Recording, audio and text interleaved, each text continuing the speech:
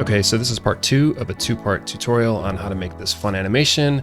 If you've gotten here by mistake, you'll probably want to go back and check out the first part where we did the modeling of the headphones and we animated it around in a 360-degree turntable type of way, and we illuminated the scene and all that stuff. So you'll probably want to go back and catch up to this point.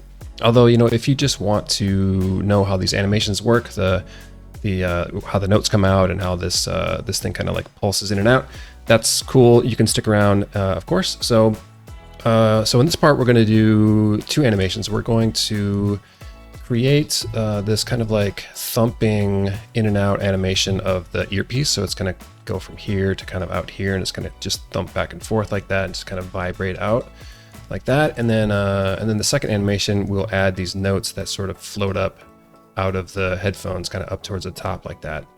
So that'll be the other one that we do. And yep, so let's get going. Okay, so to do this, to make things kind of pulse in and out, the way we're going to do this is with shape keys. And shape keys are essentially different states of a mesh. So you can define one arrangement of the vertices in a mesh, and then you can define a second arrangement, and then we can animate between those 2 states. So that's how we're going to do this one. So to add a shape key, we need to be in object mode. So if we select the headphones, go over to the shape keys here, which is in the object data tab, and we click the plus button, and it adds a default shape key called basis. So that's cool, but we want 2. We need to animate between 2 of them. So we're going to add another one. We're going to call this one thump. Let me turn on my screencast keys so you can see what I'm doing here. Okay, great. So yeah, back in our shape keys. So we have basis and thump, and these are the same right now because we just added 2 and didn't change anything. But we want to make thump a little bit. We want the earpiece of thump to be a little bit outward like that, and then we want that to be the second state that we animate in and out from. So to do that, we need to be in edit mode. So let's look from the front here, and we will tab into edit mode. We'll go into vertex select mode here. And then with thump selected, what I want to do is let's click off of here so nothing's selected. And then with the L key, I want to click L just somewhere down here to catch this bottom collection of vertices that make up the earpiece. And I think, let's see, how should we do this? I think what I want to do, let's actually instead grab just these. Let's go into X-ray mode first and then select all of these. And I think I want to pull these down a little bit. So G and then Z, pull those down. And I think next I'll scale them with S, but then, you know what? We're still using the 3D cursor as our transform origin. We want to change this back to meeting point. So hit period on your keyboard and then select meeting point. Okay, now we can scale a little bit out like so. So that's thump. And if we click off of here and go back into tab out back into object mode, now we can use this value slider to define the degree to which the thump key is the one that we're looking at. So let's give you a little bit different angle on this, get out of X-ray mode. So all we need to do is slide value in and out and we get that effect. So I think, does that look about right? Let's look from the front here. I think that's fine, but I think I want them to go a little bit out as well like that. So let's set the value to 1. Tab in, look from the front with 1 on the numpad, and let's bring these vertices, and we need to be in X-ray mode, so Alt-Z. Just want to select these guys right here, and then scale those out even more, and we can kind of see the effect of that there. So I think I want them to bulge out a little bit more, so you can kind of see them bulge out when I scale it. So that's, I think, about right, and even these bottom ones, maybe to bring those down a little bit more. So G and then Z, G and then Z, in a little bit more. Okay, that's good. I think let's tab out and then let's slide back and forth. I think that's okay. Let's animate this and we can see if we like that. We can always adjust it later. So look from the camera again, and let's just play our animation. So moving our value up and down, we can kind of see how they're thumping. I think that's gonna work. Okay, so let's stop this, rewind to the beginning, set our value back to 0, and now we're ready to animate our shape keys. But before I do that, I think I want to, just so we can kind of see what we're doing a little bit more, I want to stop this animation, this rotation animation from happening. So if we go over to our animation workspace, and I can uncheck, if I select this empty that we're animating and then uncheck the transformation channel in our dope sheet, that should stop that from happening temporarily. So we can play our animation and just concentrate on what we're doing. So let's go back to our headphones. So now we can animate our shape keys a little bit more cleanly. So if we go back to our headphones and we select the thump key, and we can, on frame 1 right here, we can insert a keyframe on the value. So we hit I while we're hovering over this value. That'll insert a keyframe on frame 1. And I think I want the thump to happen pretty quickly. So let's go maybe 5 frames in, bring this value all the way up to 1, hit I, hit another keyframe. And then I want the drop off to happen a little bit softer. So take a little bit more time to do that. So maybe let's go to frame maybe 16, bring the value down to 0, hit I, and then duplicate this frame to frame 21, say. So now we have our thumping happening. I think I want that thump to be a little bit quicker. So let's move this one in, maybe just a little bit more. Okay, I think that's good. Maybe even one more. So a couple frames, just, yeah, I think I like that better. Okay, so we want this thumping to take place repeatedly during the whole life of this animation, but instead of repeating these keyframes by hand and Shift D and duplicating and all of that, we can use our animation workspace and add a F-curve modifier. So that's what we're going to do next, is add a cyclic modifier so we can repeat this pattern through the entire life of the animation. And the way we do that is select the channel that we're animating, which is the value of our shape key, which we called thump. And if we go over here to the N panel, so just hit N to open that up, and then go to the modifiers tab here, and we want to add modifier cycles. So that will automatically repeat the keyframes that we have defined through the whole life of the animation. Now, if you have chosen an end frame here that's not 21, like let's say we picked 26, say, all of a sudden now we're out of phase, and let's select our channel again. Now you can see that when we start the animation, we're starting at frame 1, and we're quickly thumping up. So this is the value of it's actually the value of the value key in our shape key, which goes from 0 quickly to 1, and then it drops back off to 0, and then we hold that for a few frames, and then it snaps back up to 1, and then it repeats. But if you notice on the end, this gets a little bit out of sync, so it's not gonna loop properly. See how it kind of stutters at the end? So we want to make sure that the cycles that we are trying to fit into this range is a multiple of the quantity of frames. So this length of time needs to be a multiple or be cleanly divisible into 180. So that's why we need to bring this back to frame 21. So if we go to from 1 to frame 21, that's 20 frames long, right? 1 to 21. And 180 is cleanly divisible by 20. So that means that our animation is going to line up pretty perfectly. So if we wait till the end at 180, we get a nice consistent rhythm. So that's how we get the thumping of our earpiece. So that part's done. Okay, so let's start on that other animation, which is all those notes that are going to be emitting from the earpiece here and kind of floating up to the top. And we don't need to be looking at all this stuff. So let's just select this, hit H to hide that, and let's look down on our scene from above with 7 on the numpad. And anytime I'm creating an object that's going to be later used as an object to be rendered in a particle system, I like to create it looking down because it's just easier to create them in an XY orientation to manage their rotation and orientation later in the particle system. You'll see what I mean a little bit later, but that's why we're looking from above. So let's just create our notes, and I think we can use a regular UV sphere for the base of the note. And I'm just going to use 8 segments and 8 rings for this. It doesn't need to be too detailed. Let's tab in and then hit S to scale that down a little bit, and look down again with 7. And let's create, let's create the stem of our note. We can just use a cylinder for that.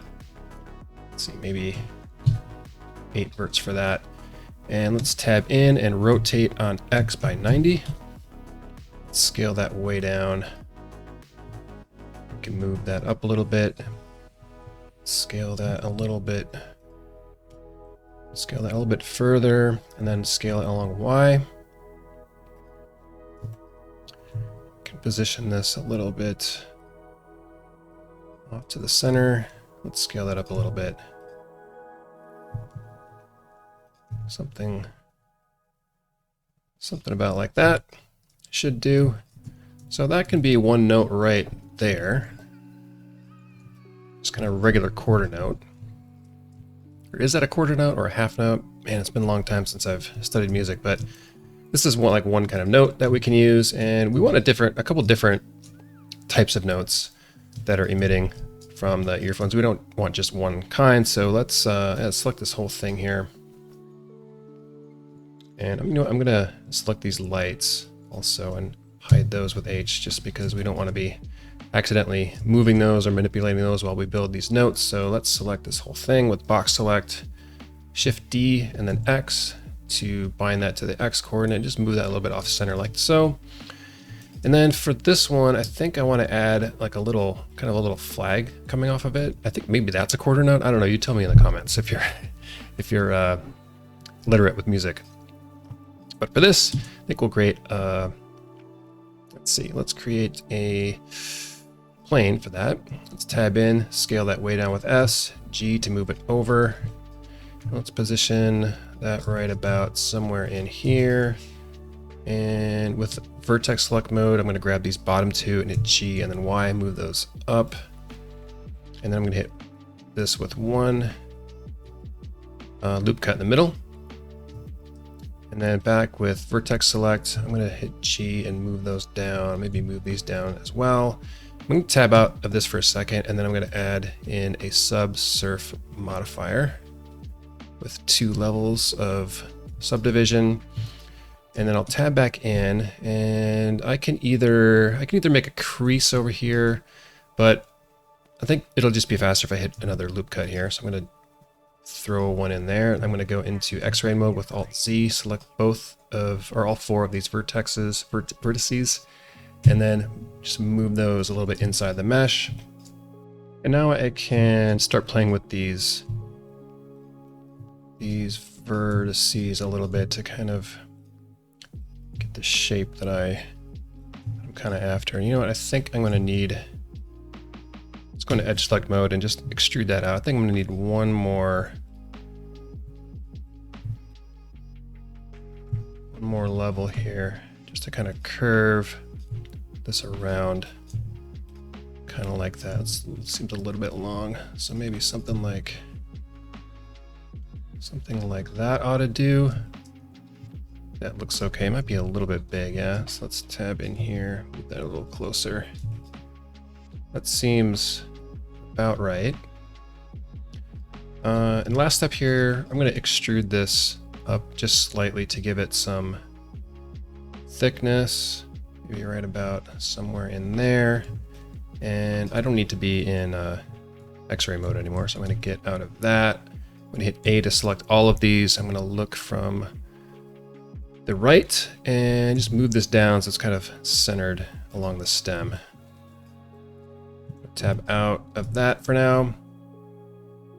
So that will be our quarter note. And if we look from the front, the base of these notes is a little big, isn't it? So I'm not sure they're quite spherical, so I'm just gonna shift select the other one, hit tab to edit both of them at the same time, and then scale those along Z. So I'm gonna hit S and then Z, something like that.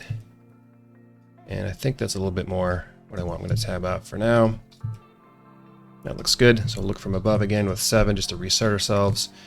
And I'm going to take this original one, Shift D, duplicate that along X, move that along here, and I'm going to Shift D again and just offset it a little bit like so. And I think this will be, I'm not sure what you call the type of notes that are, they're like together and they have like a crossbar between those. Man, it's been so long since I've studied music. I should know this stuff. Used to be in a choir and I forgot everything. Anyway, so yeah, let's draw that in. So we can add another plane and let's hit tab, scale that down with S, G to move that over. Let's position it right about there. And we can then edge select, grab that, just shift that down a little bit. Let's go into X-ray mode again so we can see a little bit better. Let's grab this edge and G, Y to move that up somewhere around there. And we can grab these vertices, move that in, maybe offset that a little bit. And then back in edit mode, hit all with A and then extrude that up with Z. I just want to add a little bit of thickness here as well. And then we'll look from the right with 3 in the numpad, hit A to select all these vertices, G and then Z just to center that a little bit better. So that looks pretty good. We can exit X-ray mode, look from above with 7 again. And yeah, that's all right. I think I'm pretty happy with that. I do though, before we join all this geometry up, I need to apply this subsurf modifier. So I'm gonna go over here and apply that. Okay, good. I think we are ready to join up all this stuff. And I think, yeah, so let's select all this. I'm gonna hit Control J to join that geometry. I'm gonna do that with this. I'm gonna do Control J with all of these objects, Control J. And why didn't it work with this? All these objects, Control J, there we go. For some reason I didn't hit these. Let's try that again, Control J. Okay, so now these are all separate objects. And I think that should about do it for that. I'm gonna go over here to our outliner and revive the rest of our stuff in the scene. And I don't need this plane right now, so I'm gonna keep that hidden for now. But I do want these notes in their own collection. That'll just be a lot easier to manage when it comes time to use these objects as our particles. So I can, how do I do that? Hit M and define a new collection. We'll call this notes. And here they are all in notes, and I can actually turn that off for now. Okay, so now we can add the particle system. So in our particle system settings, click the plus button, we'll call this notes. And let's see, right away we can see, well, a couple things. It's working, but it's complete chaos. So let's rewind to the beginning. And I want to tick use modifier stack, first of all. And I need these things to be coming out of just this section so they can kind of come up like that. And to do that, we need to define a vertex group. So let's go back to the beginning, hit tab into our headphones with face select, just select that guy right in there, just that inner piece.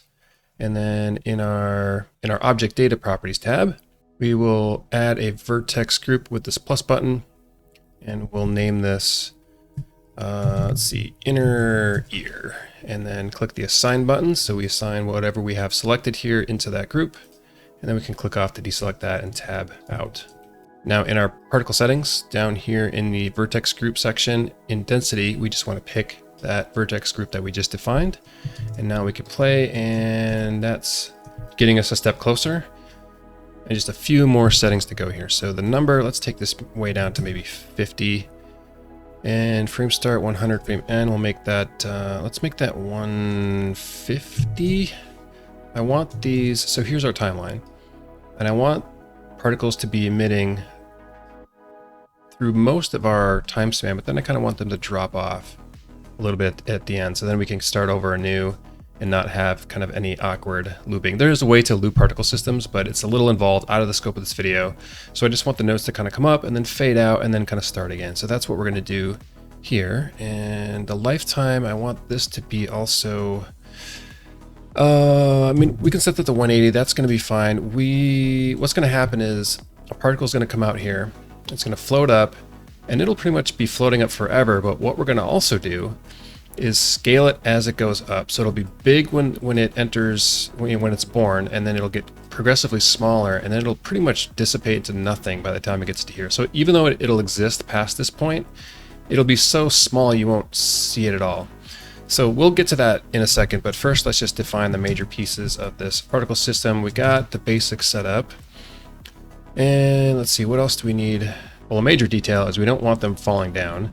We want them rising up, and there's a couple ways to do this, but I think the easiest way is to go into the world settings, and then under, the scene settings, and then in gravity, we want, instead of negative 9.8 meters per second squared, which is real life gravity, we want to just live on a different planet that has negative gravity. Actually, no planet would have negative gravity. It doesn't make any sense. We just live in a different universe altogether. So let's make this maybe negative 0.5 or something. I'm sorry, not negative. Negative's down, so we need to get rid of that. Negative, make it positive. Let's rewind, start again. That is, that's okay. Let's keep it there for now. And in the particle settings again, let's go ahead and render our notes instead of these spheres. So in our render settings, we want to render as collection, and the instance collection is going to be the notes collection that we defined before. And if we rewind and start, okay, we see little notes there, but they're not at all sized and oriented properly. We can fix that. So let's start to do that. So for the scale, let's make this something around 2, or maybe not 2. Let's maybe make that something right around in here somewhere. And then we kind of want to randomize the scale too. So maybe something like that. So they're coming out, but they're coming out in the wrong orientation. So let's enable rotation here, and let's expose that. And the orientation axis, let's set that to object Z. Okay, we are getting a little bit better. Now they're kind of shooting out a little bit too fast. So let's go into velocity, and for the normal value, so the normal, let's hang on a second. So here's our vertex group that we define, and the normal to that vertex group is like this. So this normal setting, 1 meter per second, is the velocity that these particles are born with. So it's just shooting out here at the normal direction at 1 meter per second. We don't want it quite that fast, so let's maybe make this like 0.15 or something. Let's try that. So that's a little bit more like it, maybe 0.2. It's a little bit slow. Something like that. Okay. Now they're still a bit boring because they're coming out exactly at the same rotation in the Z axis. I kind of want some variation there. We can make these things rotate in a little bit more interesting way if we enable dynamic rotation, and then in angular velocity, which is just a fancy word for how fast it's rotating, let's make this axis also global Z, and we'll make the amount like, start with 1.5. Let's see what we got. So they're kind of rotating out like that now. So I think we're getting something a little bit more interesting. And okay, so this is good. So far, so good. But now the next step is to scale as they go up. I want these to scale down. So they're roughly that size there, and I want them to be, as they go up, just kind of like dissipate into nothingness. That's really what I want. Otherwise, they're going to be going through the headphone band, which is awkward. We could add some forces and noise, which makes them kind of avoid this, but that's a little complicated. It'll take a while and a little out of scope here. So I want to keep things simple. And we can achieve this through a texture. So at the very bottom of the particle settings, under this in this texture list, we can add a new texture, and we'll call this fall off. Okay, so we have that established. And this button takes us right to the texture settings. And for here, I want to make this blend. And under the influence, I want this to not influence the general time. I want to untick that, but I do want to influence the particle size. So I'll tick that on, and right away we can see a big difference. So this gradient, this blend gradient, is going to define the size and the rate that the size is going to fall off over time. And the only last bit that we need to configure here is under the mapping coordinates, we want this to be strand particle. And to finish this up under colors, let's enable color ramp because we want to manipulate this band a little bit more precisely. And the color ramp is a fast way to do that. Let's unfurl these things so we can kind of see what's going on here. So under colors on our color ramp, let's start to bring this way in, something like around there. So we can see how this is affecting our size, and I can already see we got this backwards, right? So they're starting from very small and they're getting big. So we need to reverse this band. So let's just reverse this over like that. Move these stop points, and let's look from the front. This will be probably the best view to configure this. And what I can do here is start off white, and then I want to drop off to black at some point, and this slider will help us determine where that is. So keep an eye up here, and as I move this slider, we can pretty much set where they disappear completely. And here we can even add more precision here. Let me get rid of this. We can add more precision here with another control point we can add in here, and let's make this fully white, or not fully white, something not fully white. There we go. So we can have them drop off quickly and then gradually go to nothing, or kind of keep their size for a while and then dissipate more quickly like that. It's really up to you, whatever you want to do. But that's how we get them to fall off. So let's rewind again and start. And I think, you know what, I think I want this particle system, the default size that they're born at. I think I want that scale a little bit bigger. So under our render settings in the particle settings, let's increase the scale a little bit so they're coming out a little stronger. Like that. And I think there's maybe a little bit too many of these. So up here in number, let's reduce this to maybe 40. It's a little bit better. It's really up to you. We can just experiment, you know, whatever you want. And we can change the seed to randomize things if they're not kind of coming out in a pleasing enough way. So that looks pretty good.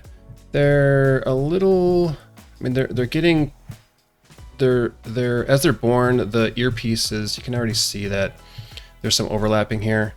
I mean, we could adjust this a little bit. We could create another emitter that's a little bit outside the earpiece and really get precise, or increase the normal velocity that they're born at, which is right here. We can maybe make this 0.25 and then increase the gravity in our scene a little bit more. So maybe 0.75. So maybe they'll shoot out a little bit better. No, I don't like that. Let's Control Z out of that. I think I like this a little bit better. So it's really up to you. And let's go back to our animation and let's re-enable this empty here, which is controlling our rotation. Let's re-enable that. And let's look from the camera with 0 and just kind of see what we have, what our result is. So that's not bad. Maybe we can go back in our particle settings, and for our angular velocity, maybe make that, just bump that up a little bit.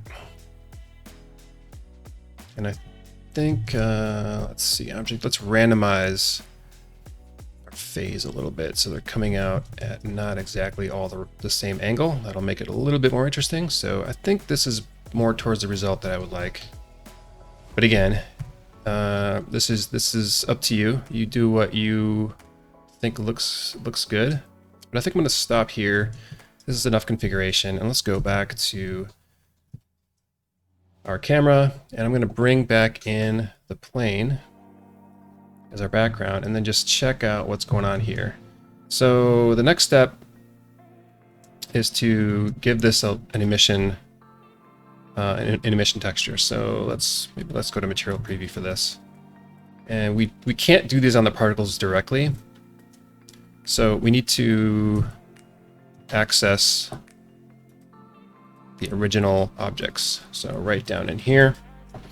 So let's select our first node, go into the material settings, add a new material, change the surface material to emission, and let's leave that there for now. And instead of configuring the material here, let's go into the shading workspace and let's work with nodes a little bit. This is, if you haven't worked with nodes, don't worry about it. Just kind of follow what I'm doing. Hopefully it'll make some sense. Let's look from the camera view here and let's make sure that we're using our own lighting. So let's enable our own lights here. Okay, so we have emission here. Now let's bring this emission strength up quite a bit so they're really emitting. And let's apply the same material to all of these other nodes. So I'm going to select, did I name this? Material. Now let's name this nodes emission. Let's go back to this other node. And our materials drop down, select nodes emission, same for this one.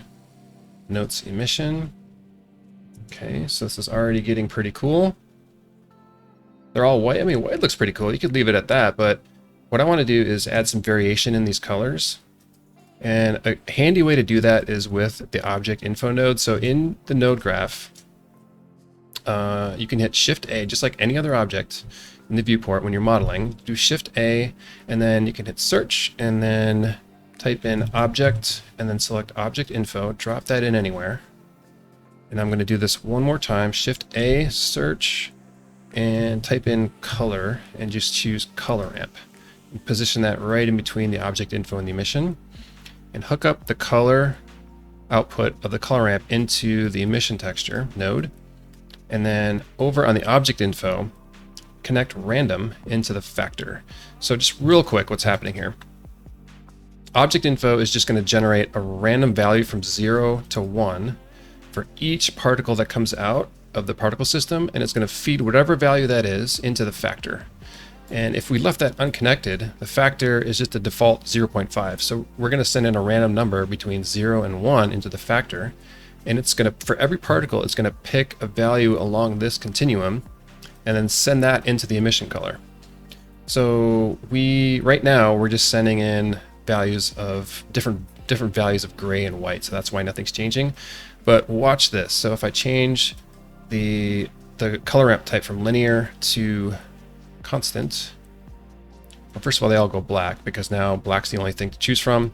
But if I drag this slider over, you can see the effect that this is having. But I want a couple more. I want to add another stop point here and maybe another one here. And for this one, I want to start just picking colors that I think are cool. So let's pick maybe pink, and then for this stopper here, let's pick maybe like a violet color, and then for this black one, something else, maybe like a more intense pink. Whatever you think is cool. But I probably wouldn't make them too different from one another. Let's rearrange these a little bit. Something like that. So now every particle that's coming into existence is going to select at random somewhere along this bar. And if it's 0.1, it's going to be this pink color. If it's 0.9, it's going to be over here. So you can kind of really tweak and adjust what's going on here. And maybe you want maybe you want more notes that are pink and less notes that are these blue and violet colors. So whatever you want, you can just mess around with this. And let's play our animation so you can kind of see that they're coming out in different values. One of them's super intense. I wonder which one that is. What's going on there? So it looks like it's this value here. If we shut that down, yeah, that's a little bit too bright. So let's pick that one. Let's maybe make it a little bit more saturated. That looks pretty good. Maybe a little bit less. Actually, let's do that to all of them. They're a little bit too saturated, so let's back off this a little bit. It's starting to look a little bit better to me.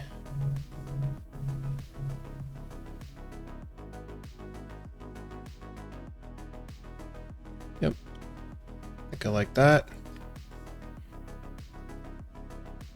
Looks all right. And let's go ahead and disable our notes collection. We don't need to see that anymore since we applied all the materials. So that's pretty much it. I think we are done, and we can go back to layout, look from the camera, check out cycles, see what we got here.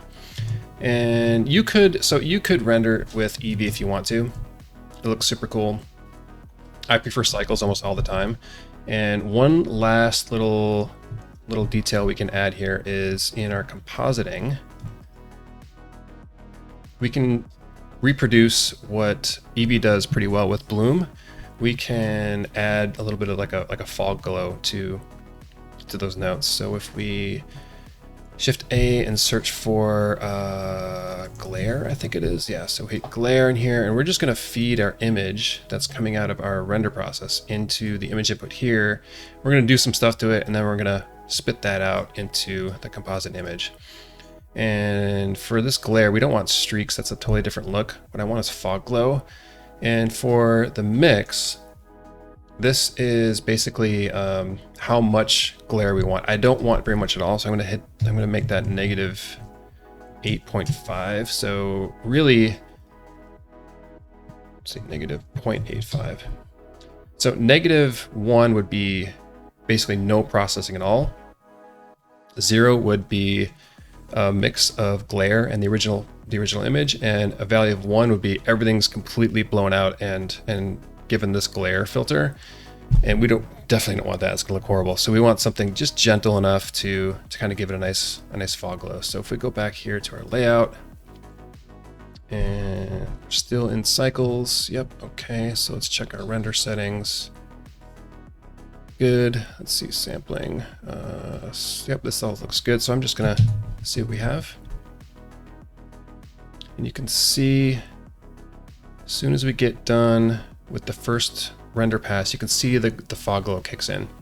So that's what that does. You know what? These notes are a little bit too chunky, aren't they? So let's go back into our notes. And let's see. I think what I want to do, I joined the geometry already. So what happens if I hit it with a subsurface? That's not great. Maybe one level. And if I tab into this, I'm just gonna grab a loop cut here and a loop cut there. And I'm gonna do this with all of these. I'm gonna hit these with a 1 level of subsurface, tab in, give a couple loop cuts up here. And same thing with this one, Control 1, tab in, Control R to give these a little bit of definition. With the loop cuts, same thing in here. And I think that's going to give us definitely a better result. I can even shade smooth these objects to make them a little bit smoother. We can turn off these notes collection, look through our camera, go back to preview, rewind everything, and that looks a lot better, doesn't it? Yep, so that's pretty good. So let's see what this thing looks like when we just render one frame again.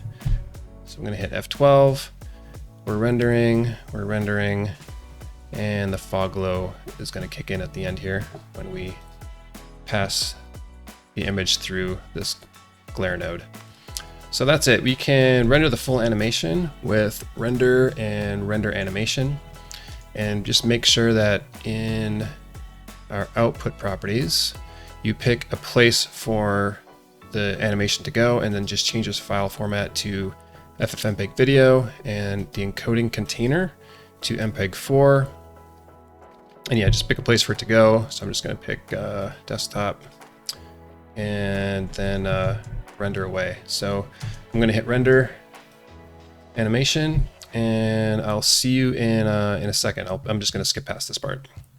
Okay, and we're done. I wish my computer would render even close to that fast, but yeah, here we go. Here's the final animation. And if you're trying this, change the colors, change the background color, change the lights, use different materials, different color notes, different rotation speeds, whatever you want to do, have some fun with it. And if you do make this, let me know. Tag me on something or just drop me a note. I would love to see what you made. And yep, so that's it. Have a great day or night wherever you are, and I'll see you next time.